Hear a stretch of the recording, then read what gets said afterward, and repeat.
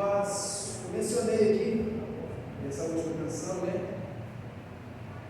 Um centavinho, uma migalhazinha da minha infância na igreja. Um momento, melhor dizer, um breve momento da minha vida na igreja. Mas eu creio que todos aqui, todos, que já se converteram ao Senhor, né, foram convertidos através da ação do Espírito Santo, têm uma história.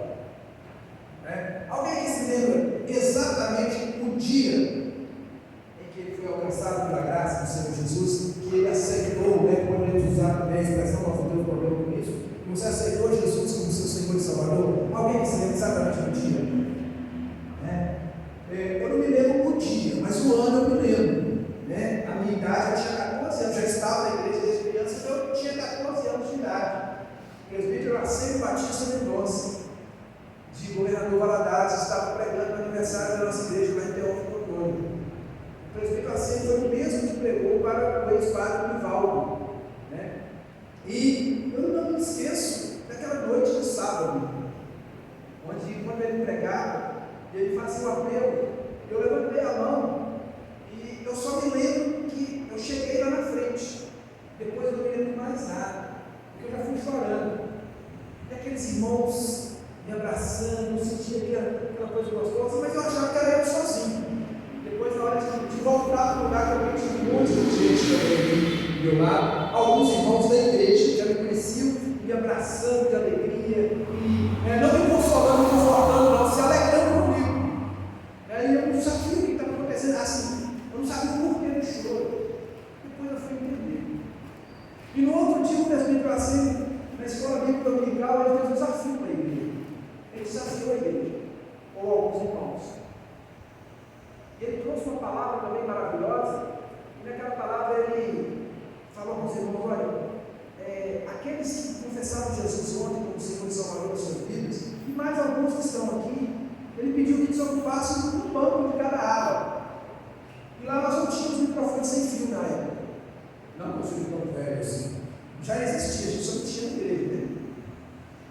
E ele saiu, ele largou o microfone lá no público e saiu perguntando para as pessoas: se Jesus voltasse agora, você tem certeza que você vai com ele? Aí quem falava: eu não tenho, você vai ter primeiro banco. E aí foi preciso, no decorrer do tempo, foi passando, ele perguntando, ele andando pela igreja, plena escola dominical. Na época nós tínhamos, eu acho, 70 e poucas pessoas matriculadas na escola bíblica, né? Como era aniversário, eu sei que há mais pessoas. E aí, ele perguntando quando nós estamos que não deveria ter uns 6 ou 7 bancos cheios de pessoas, que aí não tinha dúvidas, não tinham dúvidas sobre a salvação. Isso é errado? Não, de forma alguma.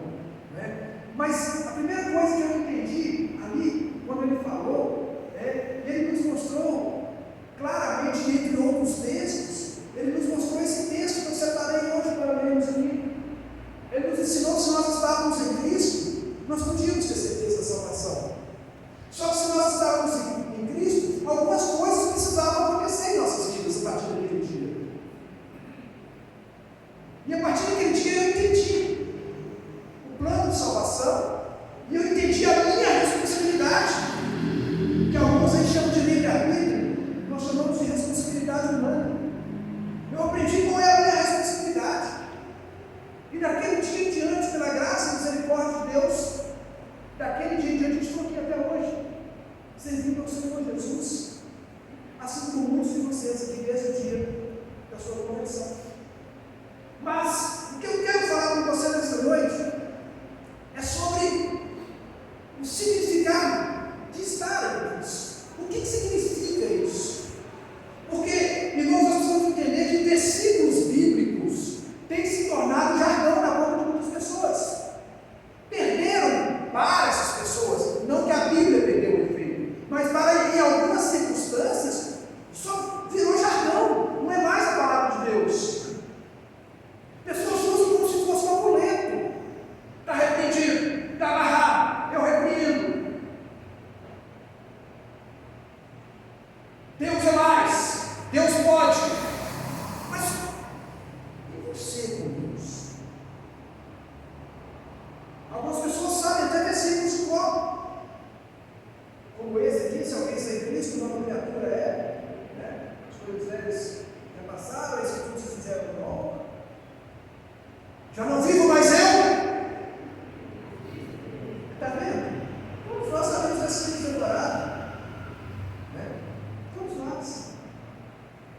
Paulo, nessa carta, na segunda carta aos Coríntios, Paulo, ele vem aqui nessa carta agora fazer a sua defesa e trazer alguns ensinamentos para a igreja.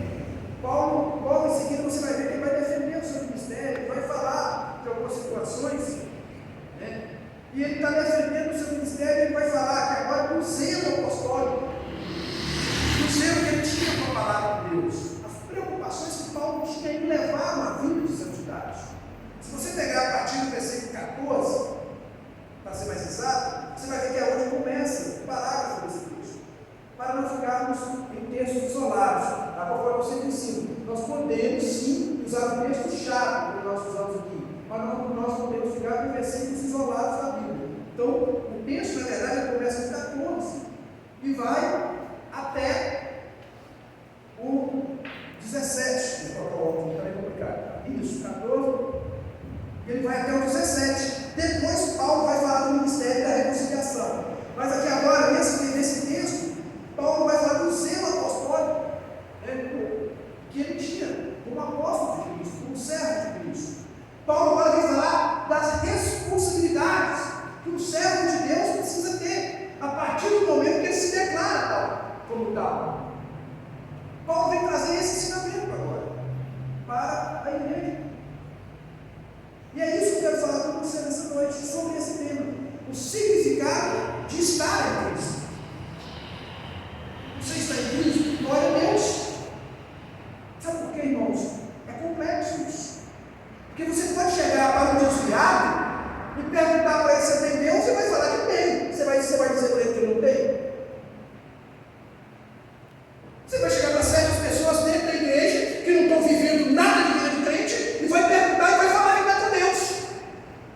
Você vai falar e perguntar: quem sou eu? Eu sou juiz, por acaso, para dizer que alguém não está em Cristo? Quem sou eu? Mas eu preciso entender alguns pontos sobre o que é estar em Cristo. E esse pequeno trecho da palavra de Deus nos traz claramente qual é o significado de estar em Cristo. E aí, não compete ao pastor ou ao irmão que está do seu lado dizer: olha, você não está em Cristo.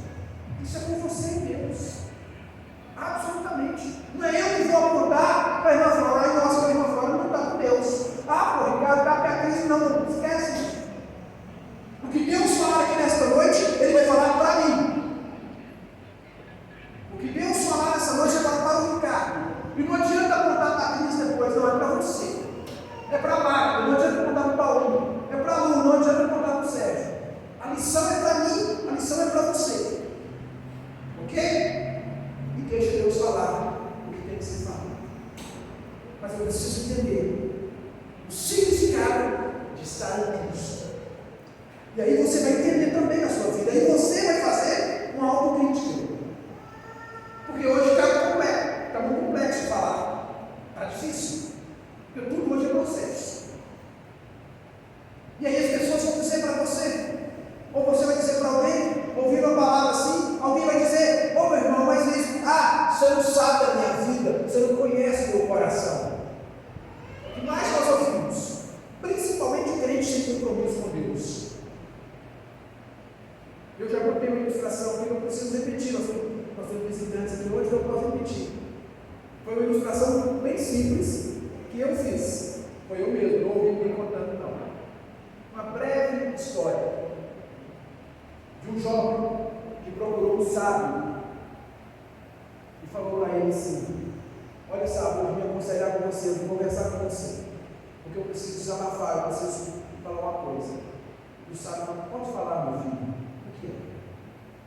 Ele falou: olha, as pessoas ficam apontando o dedo para mim, as pessoas ficam falando coisas da minha vida, as pessoas ficam falando que eu sou isso, que eu sou aquilo, que eu sou aquilo outro, mas as pessoas, sabe, elas não conhecem meu coração.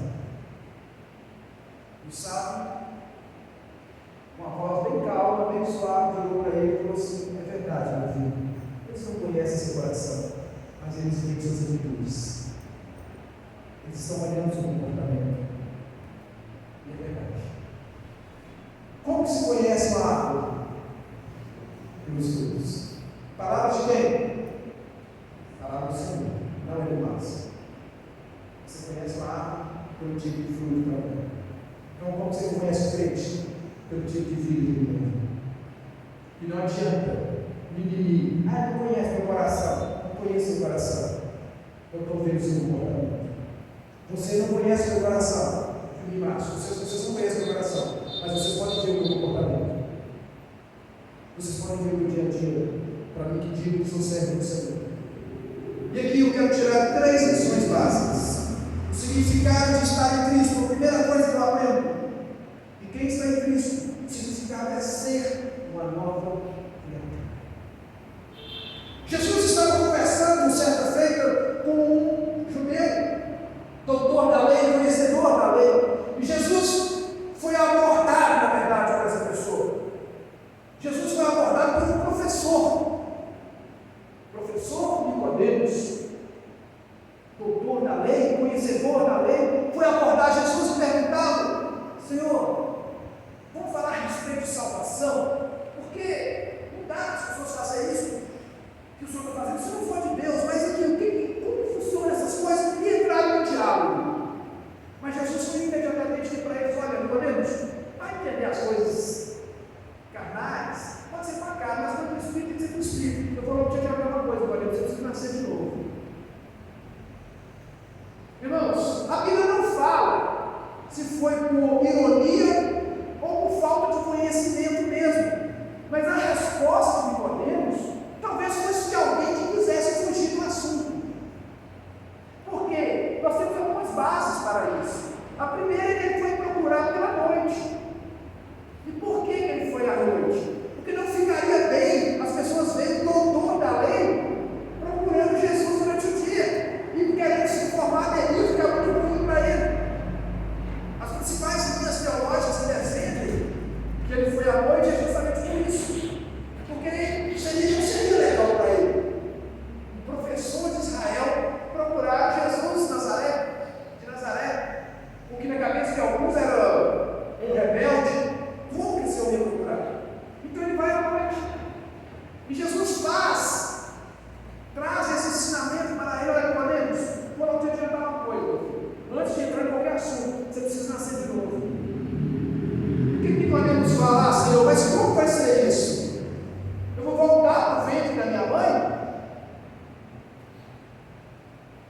Jesus não discute com ele essa questão biológica.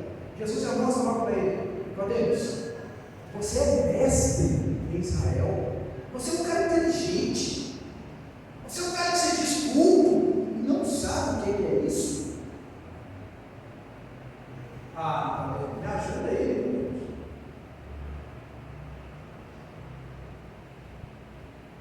Tem que nascer da água e do Espírito, tem que ser uma nova criatura, tem que ser uma nova pessoa,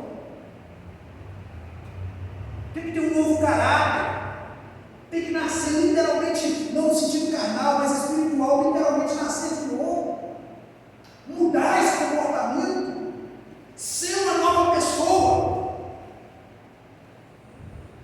Isso é o significado de estar em Cristo.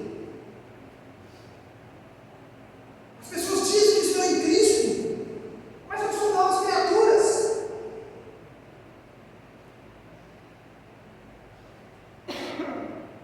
Leva o mesmo tipo de vida, o mesmo padrão de comportamento.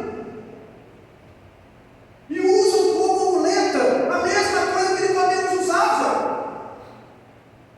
Nicodemos não usava a fé como muleta. Porque a fé não é muleta, seria segurança.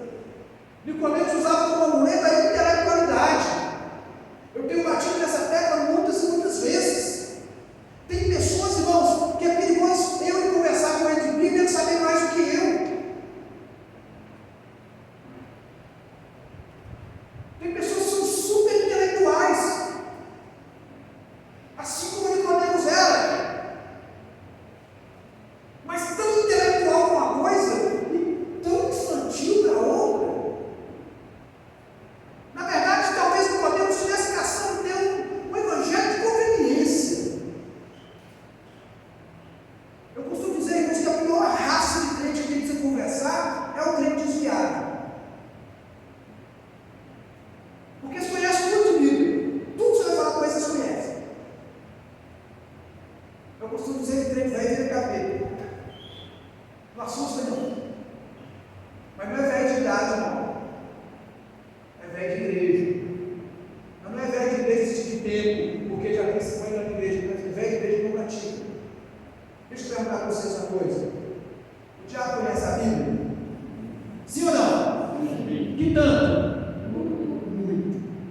que forma que tentou pegar Jesus pelo pé? Tem crente que quer fazer a mesma coisa do diabo. Conhece a Bíblia. Tem um monte de crente que conhece a Bíblia. Vai conversar com eles para ver. Vai falar com eles a Bíblia. Te põe no bolso, filho, rapidinho. Mas olha a vida deles. Olha se estão praticando. Mesma coisa do capeta. Por isso que eu brinco, você fala que ele vai vir capeta. Conhece, mas não pratica. O que adianta conhecer, irmãos? E o que é pior, conhecer para usar como desculpa. Mas a Bíblia também diz isso. Deixa eu falar uma coisa. Eu falei aqui agora há pouco. Cuidado. Use a Bíblia conforme para aquilo que ela tem que ser usada.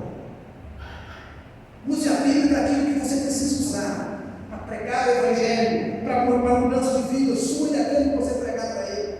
Mas em especial para a sua vida, em especial para a minha vida. Eu preciso ser uma nova pessoa. Eu não posso mais ser a pessoa que eu era a partir do momento que Cristo me alcançou. A partir do momento que eu fui alcançado pela graça. Eu sou uma nova pessoa. Eu sou uma nova criatura. Eu preciso ser uma nova criatura.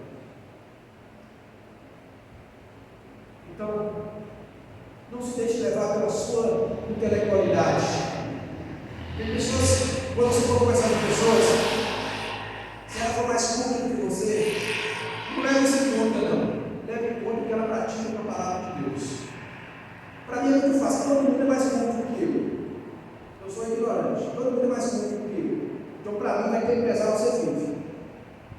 Não adianta vir um princípio decorado assim. Porque isso já tem. E ele usou a palavra de Deus. Observe quando ele vai tentar Jesus. Ele deixa muito claro para Jesus. Quando ele vai tentar Jesus, ele diz o quê? Está escrito. Como ele sabia que é escrito? Como é que você sabe qual coisa é escrito? Porque você já leu. E ele cita referências. Então, primeira coisa, irmãos, se dizer que é nova criatura e ficar pegando versículos para tentar justificar ele, sai fora dessa frente. Ou se diz crente. Isso é perigoso. Isso é papel de capeta. Isso é papel de diabo. Porque o que Paulo nos ensina, o que o apóstolo Paulo está nos ensinando, está nos trazendo aqui, e assim, se alguém está em Cristo, a primeira coisa que acontece, ele se torna uma nova criatura. Ele se torna uma nova pessoa. Primeira coisa, ele é um novo ser. Ele tem o seu caráter moldado. Ele tem sua vida toda forjada com Deus dali em diante. Agora ele é um bebezinho. Por que você é uma nova criatura? Por que tem que nascer de novo? O Duduzinho está ali. Nós somos todos maravilhados que ele está aprendendo a falar. Né? O Stefano está zoado, ele está aprendendo a falar papai comigo. Eu queria que ele aprendesse a falar vovô, porque ele não quis. E eles vão forjar o caráter do mundo.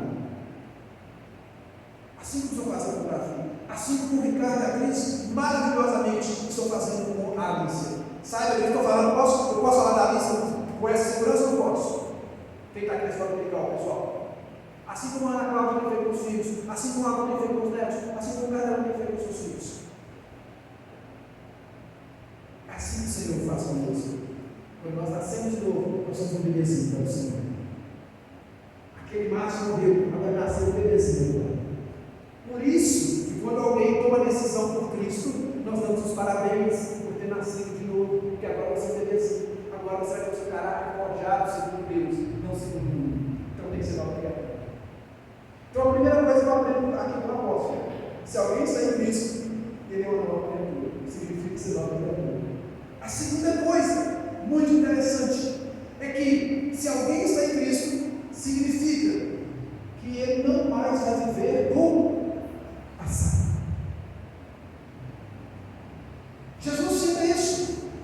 Tem alguns tipos de pessoas que dizem que conhecem a palavra, que foram limpos pela palavra, mas são como cães que voltam ao vômito. Você é nojento, não é? Ainda precisa juntar, né? Mas eu ainda não. Não vou nem lembrar dessa pregação na hora da janta. Que coisa nojenta. Que parou para pensar? O que fazer com isso? Jogou para fora, não presta mais, você vai voltar lá e vai pegar de novo. Você quer aquilo de novo? Você já estava lá no mundo. Você foi liberto pelo poder de Deus. Você quer voltar para lá? Isso é estar em Cristo. Isso é estar em Cristo. Irmãos, tem pessoas vivendo uma verdadeira mentira, mas já colocaram na sua cabeça que é verdade. Convicção é diferente de conversão. Eu posso estar convicto de que eu sou salvo. Eu coloquei na minha cabeça que eu sou salvo, eu sou. Mas talvez eu não fui convertido. Aí parte para o coração. Uma vez eu estava conversando com algumas pessoas. Normalmente deve ser um Gil, sempre conversa essas coisas com o Gil. E a gente discutindo alguns assuntos sobre eleitos. Eu posso estar convicto de que eu sou um eleito. Se alguém já nasceu eleito, eu sou. Se eu chegar com qualquer um de vocês, eu tenho certeza, você pode ser eleito. Você é eleito, Paulinho? Claro que é. Você é eleito, Bruno? Eu acho que primeiro, você vê a cara dela. Sou. Você é eleito, irmã Beth? Olha que você vê como é dessa. Qualquer pessoa que você perguntar se ele é o eleito, vai te dizer que ele é o eleito. Está errado? Não.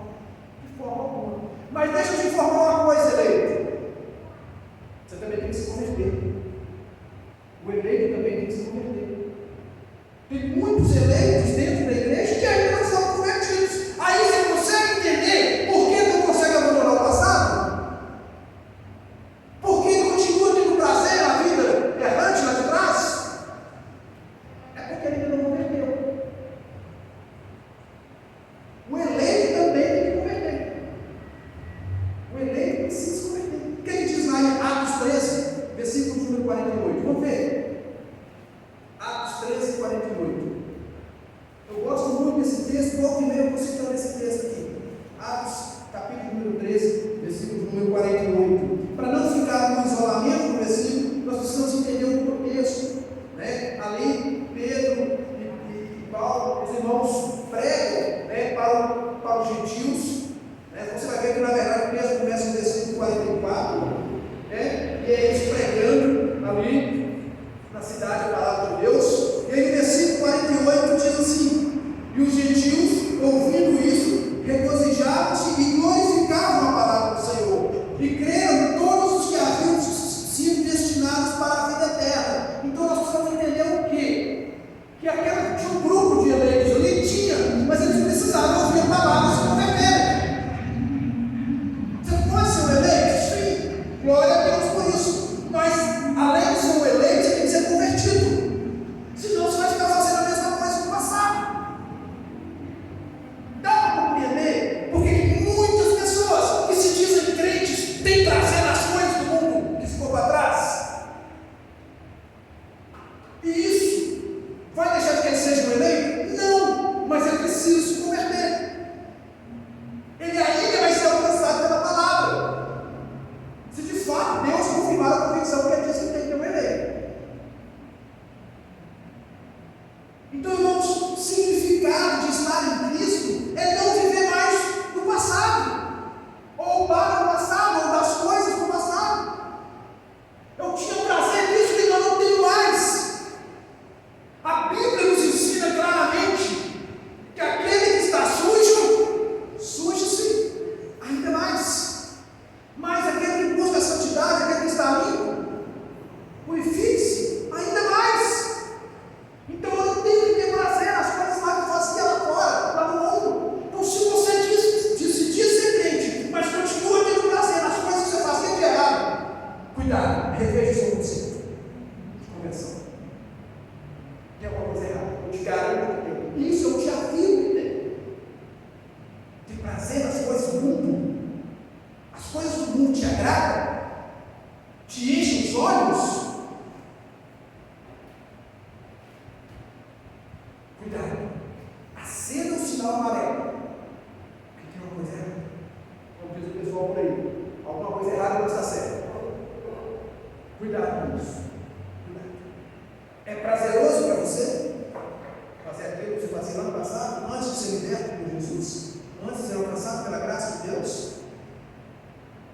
Ah, eu era viciado em jogatina. Ah, não, mas agora eu continuo tendo meus prazer. Cuidado. Ah, não gostava de. Continua gostando? Cuidado.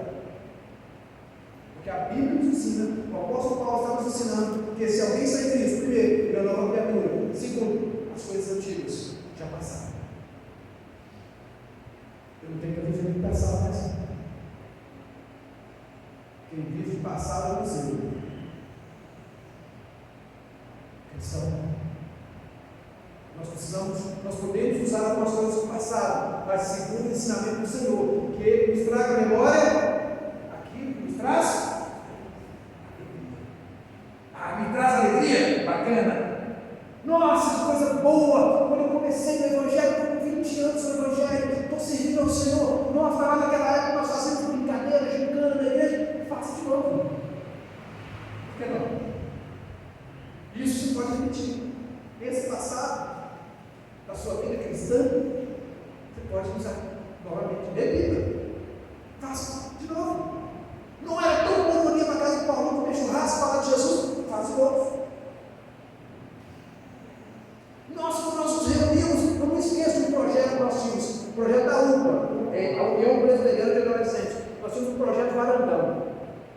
Varanda só para simbolizar a casa. Todo sábado os adolescentes estavam numa casa diferente. Projeto varandão. Nós pedimos os pais e todo sábado nós fomos na casa. Projeto varandão. Para não ficar só dentro da igreja. Que coisa gostosa. Tendo esse período de muitos anos, eu já imaginei esse tipo de trabalho. Paulinho está contando do trabalho que a igreja foi uma vez, ele já tocou de furnas, né? Vocês já foram, né? Outra vez que tocou do trabalho que eu tenho só para liderança, né? Que coisa boa. É esse tipo de passado que nós temos que resgatar. O passado da vida cristã, não o passado do lado de fora. Um cachorro que volta ao vômito. É isso? Você chama de ser crente? Esse tipo de vida de crente tem o mesmo prazer de quando você estava lá. E muito cuidado com isso. Muito cuidado com isso. Porque o liberalismo já chegou nas igrejas. Hoje tem carnaval gospel. Quando chega a época de quadrilhas, tem a quadrilha gospel. Você sabe o que eu estou falando. Cuidado com isso. Eu aprendi que essas coisas é diferente de saudade do mundo. Ele não pode ir lá fazer na igreja. Principalmente para agradar as pessoas. Muito cuidado com isso. Tá, ficou lá atrás, ficou. Acabou. Isso não tem mais efeito na minha vida. Isso não pode mais. Eu não preciso mais dessas coisas para viver. Antes a minha alegria era isso, isso e isso. Hoje não. Hoje a minha alegria é só Jesus. Irmãos, e uma coisa muito séria. O crente que fica buscando alegria em outras coisas, ele está dizendo que Jesus não é suficiente para ele. Ele precisa de outras coisas para ter paz. Ele precisa de outras coisas para ter alegria. Ele precisa de outras coisas para sorrir. Ele está dizendo que Jesus não é suficiente. Ele está dizendo que Jesus não basta. Que isso? Está exagerando? Não! O apóstolo Paulo diz: se ele fosse viver nessa terra, pensando nas coisas terrenas, ele era o mais miserável dos homens, o pior dos homens. O apóstolo Paulo deixa muito claro que a sua alegria estava em viver para Jesus. Quando ele diz: eu posso todas as coisas naquele que me fortalece. Hoje algumas pessoas pegam esse versículo, conforme eu disse aqui, já sabem decorar e distorcem ele. Quando Paulo diz: eu posso todas as coisas naquele que me fortalece, ele não estava falando de corrente da prosperidade. Ele não estava falando de bens materiais. Se o amor de Deus por nós fosse medido pelos bens materiais, o apóstolo Paulo teria sido o homem mais odiado por Deus. Quando ele fala: eu posso todas as coisas naquele que me fortalece, eu vou sempre frisar isso. Aonde Paulo estava? Na prisão. Então por que ele não saiu da prisão? Ele não pode todas as coisas naquele que me fortalece?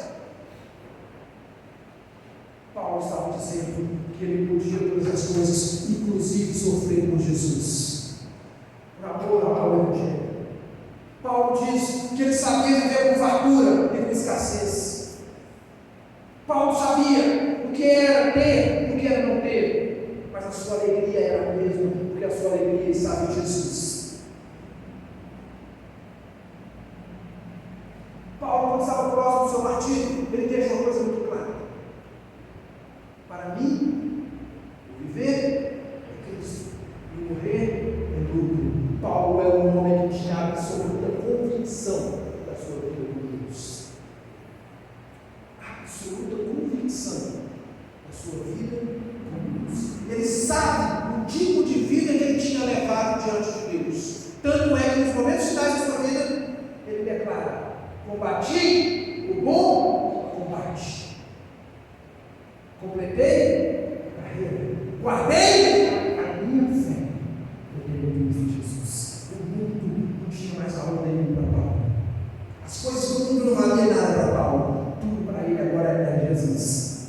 Mas sabe o que acontece, irmãos, hoje? Quando alguém toma essa decisão de servir somente a Jesus, ele é rotulado. Agora eu sou fanático. Agora eu mudei, agora é Jesus. Lembra que eu contei para vocês aqui? Agora eu não vou dar nome, porque nós estamos gravando aqui, pode chegar ao alcance das pessoas. E tudo hoje é processado, né? Tudo é processado, né? Então não vou dar direito de resposta. É assim que faz, né? Então vamos. Olha só. Um rapaz falou para mim uma vez: tá bom aqui, João. Daqui a pouco falou: olha só. Mas, minha mulher agora, tudo dela agora é Jesus. Saí lá de casa agora, tive que deixar lá, eu não aguentei. Um som de toda altura, com música de crente lavando a varanda. Eu falei: você está se incomodando? Eu falei: tá. Eu falei: faz diferente. Eu tenho muita liberdade. Faz diferente. Faz diferente. Manda ela com um shortinho de jeans, corta uma calça, faz um shortinho bem torando, meu, foi desse jeito, tá? Bem torando mesmo. A varanda na sua casa é grande. Manda ela virar para o lado da rua, põe um funk e vai até o chão, meu filho. É isso que você quer? Tem muito crente querendo isso, irmãos. Criticando quem está fazendo a obra de Deus. Esposa criticando a esposa que quer servir a Deus. Esposa criticando o esposo que quer servir a Deus. Pai criticando o filho que quer servir a Deus. Filho criticando o pai que quer servir a Deus. Talvez fosse melhor o tipo de vida que estava antes, né? Sabe o que se chama? Ingratidão. Ingratidão. Porque não é suficiente o que Deus está fazendo para mim. Tem que ser. É porque Deus não está fazendo do meu jeito, está fazendo dele. Se fosse do meu jeito, talvez eu aceitaria. Mas Deus te dá um alerta aqui. Deus não vai fazer do seu jeito. Ele vai fazer do dele. E do dele implica em algumas coisas. Quer seguir a Jesus? Qual é a recomendação que Jesus dá? Negue-se a si mesmo. Sabe o que é negar a si mesmo, né? Seus desejos, suas paixões, seu passado. Somente assim você vai conseguir servir a Jesus com integridade. Somente assim você vai conseguir ser uma nova criatura. Somente assim você não vai viver mais no passado, ou querendo as coisas do passado. Isso não é novidade, não, irmãos. O povo no deserto estava lá como escravo no Egito. Qualquer dificuldade que passava, virava para Moisés: ah, Moisés, era melhor ser escravo, porque lá pelo menos tinha pão. Ah, Moisés, era melhor ser isso, porque lá pelo menos tinha água. Ah, Moisés, porque lá tinha sombra. Ah, Moisés, porque nós tínhamos uma cama para deitar. Mas sendo escravo, né? Se você vai prestar atenção nisso, tem pessoas que às vezes preferem ser escravo porque está, entre aspas, na cabeça dele, para ter uma vida que ele quer no mundo. Então é melhor ser escravo no mundo porque viver para Deus. Porque para viver para Deus ele vai ter que deixar, ele vai ter que abandonar tudo aquilo que ele acredita. Tudo que aqui na cabeça dele está trazendo felicidade, mas que não estava agradando a Deus. Porque lembrando, irmãos, tem coisa que vai te trazer felicidade e não vai agradar a Deus. Não estou falando para você ser infeliz, não. Dá para ser feliz, só fazendo aquilo que agrada a Deus. O significado de estar em Cristo é não viver mais do passado, ou do passado. E para finalizarmos, o significado de viver em Cristo, de estar em Cristo, viver em novidade de vida. Paulo está trazendo as 3 recomendações claríssimas. E assim, se alguém está em Cristo, é a nova criatura, não vive mais de coisas antigas que já passaram, e a sua vida se faz tudo novo. Ele passa a viver novidade de vida. Ele vive, é viver em novidade de vida. Ele passa a ter noção das coisas. Tudo para ele é novidade. Cada dia ele quer ser um crente melhor. Cada dia ele quer ser uma pessoa melhor. Eu não conseguia perdoar, mas agora eu consigo. Eu não conseguia amar, mas agora eu consigo. Eu não conseguia congregar, mas agora eu consigo. Eu não conseguia trocar ideia com as pessoas, viver em comunhão, mas agora eu consigo. Isso é novidade de vida, ao ponto das pessoas olharem para você e verem Cristo em você. E foi assim no passado, sim. Estevão estava no Sinédrio, Estevão estava sendo julgado pelos doutores da lei, e a Bíblia diz lá em Atos que as pessoas fitavam os olhos em Estevão, olhavam para Estevão como estou olhando o olho da crise aqui agora, e não viam Estevão, mas viam o anjo, viam como o rosto do anjo. O que as pessoas têm visto em você? O que a sua mulher está vendo em você dentro de casa? Quando sua mulher olha para você, crente, o que ela vê em você? Quando seu esposo olha para você, mulher, o que ele vê em você? Ele vê novidade de vida. Ele vê uma pessoa que de fato vive aquilo que ela está pregando. Viver em novidade de vida. Sai dessa mesmice. Chega de viver no passado. Vamos viver novidade de vida. As coisas novas, eu quero viver novidade. Eu sou um novo homem, eu sou uma nova mulher. As coisas velhas eu não importo mais. Eu quero viver em novidade. Agora eu quero ser um crente melhor. Eu quero ser uma pessoa melhor. Porque Jesus faz isso. Quando Jesus entra em nossa vida, é isso que ele faz. Ele pega o prazer em tudo aquilo que trazia tristeza, na imoralidade, na deslealdade, na mentira. Todo mundo conhece, tem até a musiquinha do Zaqueu, todo mundo conhece a história do Zaqueu. Mas se mostra poucos detalhes da vida do Zaqueu. Todo mundo lembra, quando se lembra de Zaqueu, qual a primeira coisa que vem na sua cabeça quando fala de Zaqueu? O que você pensa? Ou você pensa num anão, ou você pensa numa árvore. Porque a Bíblia fala que Zaqueu subiu uma árvore, porque ele era de pequena estatura, ele subiu uma árvore para ver Jesus. É a maioria que se pensa em Zaqueu, a primeira coisa que vem na cabeça é isso. Há um homem que sabe quem é Zaqueu? O anãozinho, tá. Mas é a vida de Zaqueu. Só tem aquela passagem, é muito pouca, mas é suficiente para nos fazer um ensino maravilhoso. Zaqueu agora é um novo homem. Zaqueu era odiado pelos judeus. Todo cobrador de imposto era odiado por causa da exploração que era feita com eles. Agora Zaqueu agora é um novo homem. Zaqueu agora tem um encontro com Jesus. Zaqueu agora tem uma nova experiência. Agora Zaqueu deseja de todas as formas esquecer o seu passado. Zaqueu agora precisa ser uma pessoa, ser uma nova criatura. Zaqueu agora, ele não quer mais viver no passado, ele quer viver uma novidade de vida. E para esquecer o passado, ele precisa fazer alguma coisa. Ele precisa ter algumas atitudes. E a primeira dela é o arrependimento. E a disposição de mudança. O que Zaqueu fala com Jesus? Senhor, de hoje em diante, a minha vida vai ser outra. De hoje em diante, eu vou viver uma nova história. Inclusive, Senhor, se eu defraudei alguém, pode mandar essas pessoas me procurar, porque eu vou devolver 4 vezes mais daquilo que eu tirei dessa pessoa. Caso eu tenha tirado, tá? Porque eu já vi algumas pessoas pregando que Zaqueu era ladrão. A Bíblia não está dizendo isso. Ele não está dizendo que roubou. Ele está dizendo, se caso ele defraudou alguém, que ele iria devolver, restituir essa pessoa. Isso é mudança de vida. Isso é mudança. Isso é ter uma nova criatura. Isso é ter novidade de vida. Não. A mão que roubava, não roubou mais. Que agora houve mudança. Agora houve uma mudança absoluta de vida. Agora houve uma transformação maravilhosa na vida de um homem. Agora ela houve uma transformação maravilhosa da vida de uma mulher. Aquela mulher endemoniada, aquela prostituta, muitos outros exemplos. Jesus, quando ele curava as pessoas, ele dava não somente a cura física, mas ele também exortava sobre a cura espiritual.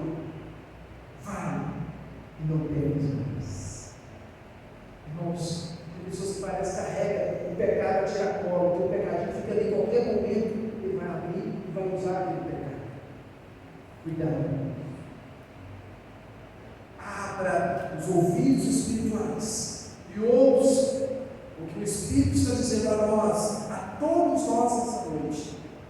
Olha a revelação que o Senhor está me e te dando nessa noite. Eu estou aprendendo mais uma vez nessa noite o que é estar em Cristo. Estar em Cristo é ser uma nova criatura. Estar em Cristo é não viver mais aquilo do passado que eu vivia, é não ter mais prazer no passado. E estar em Cristo é viver novidade de vida. As pessoas olharem para você, nossa, aquele me falando, nossa, você lembra quem ele era? Quem é aquilo? Quem é? Cara, hoje? Nossa, aquele cara mal pagador, o cara não dias, o cara maltratava a mulher, não maltrata mais, é aquele ali falava, e aquela mulher que tinha uma língua, não tem mais. Porque houve um encontro real com Jesus. Agora ele pode dizer que ele está em Cristo. E se ele está em Cristo, ele é uma nova criatura. Se ele está em Cristo, as coisas velhas ficaram para trás. E se ele está em Cristo, ele vai viver novidade de vida. Então, meu irmão, você é crente na mesmice, dizer para você que é crente, pegue seu tempo. Pegue seu tempo. Eu falo mesmo que eu creio crente que vive a mesma coisa do passado. Quero viver passado. Sinceridade não dá que eu tenho com essas pessoas. Pessoas que não têm prazer nas coisas de Deus, não percam teu tempo. Não fazem melhor do que ela, não. Mas fazem diferente dela. Servir a Deus, você precisa entender. Eu posso até não ser melhor. De fato, não sou melhor. Mas eu vou ser diferente. Não é assim que a palavra nos ensina? E outra vez, verás a diferença entre o ímpio e o justo, entre o que serve a Deus e o que não serve a Deus. Eu gosto muito desse texto em Malaquias. Eu falo que o profeta, todo mundo usa para falar de dinheiro, eu uso para falar da diferença. Deus usou o profeta Malaquias no capítulo 3, se não me engano, esse 18 ou 19, para falar sobre isso. E outra vez, verás a diferença entre o ímpio e o justo, entre o que serve a Deus e o que não serve a Deus. Então, as nossas atitudes vão pesar. Não use a desculpa que muitos crentes estão usando aí. Tá? Estão usando versículo para dizer assim: ai, não me julga, não julgueis para você já julgado. Sabe o que essa pessoa está querendo dizer? Me deixa pecar em paz. Não fala nada, não quero ouvir você falar. Me deixa pecar em paz. Tá? E às vezes as pessoas têm usado muito, né? Principalmente isso mesmo. Não julgueis para você julgar. Bom, Jesus está falando sobre isso, meu. Se você não sabia disso, fique sabendo. Hoje pela manhã, você tem isso. Jesus está falando sobre o julgamento hipócrita. Alguém que está no erro quer te corrigir. Mas se essa pessoa não está no erro, ela pode te corrigir? Sim.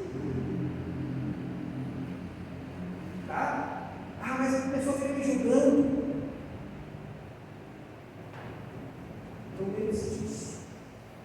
Não use isso como uma credencial para o pecado. Um dispositivo para te dar liberdade de pecar. Não, estou nem aí. Estou nem aí. Ah, não quero nem saber o que estão pensando de mim. É eu que pago minhas contas. Muito crente fala isso. Ninguém tem nada a ver com isso na minha vida. Já ouvi muito crente. Tenho certeza que muitos de vocês já ouviram crentes dizendo isso. Deixa eu te dar um parecer aqui. O nosso mestre, o maior de todos, ele se preocupava com o que pensava Pedro. Ele pergunta para Pedro e os discípulos: o que as pessoas lá de fora estão falando de mim? Quem é o filho do homem? O que estão falando de mim? E aí Pedro vai trazer a resposta do que as pessoas estavam pensando de Jesus.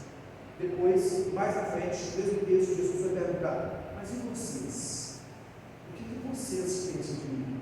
E aí vem aquela resposta maravilhosa de Pedro: tu és o Cristo, o Filho de Deus vivo.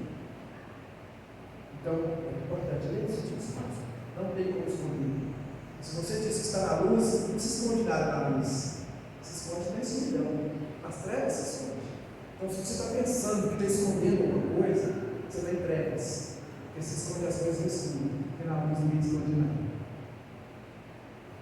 É isso, o Senhor tem para mim, tem para você.